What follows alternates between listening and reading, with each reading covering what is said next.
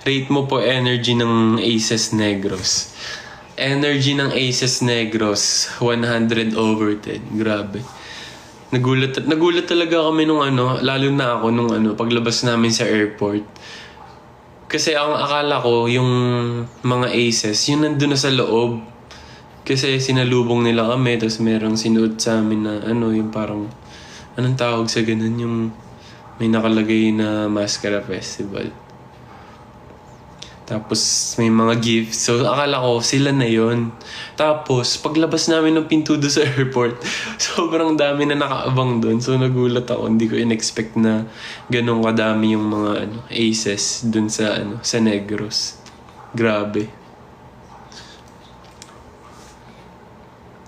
Tsaka umuulan pa noon nung time na yun. Kaya thank you sa mga Aces sa Negros. Dahil inabangan nyo kami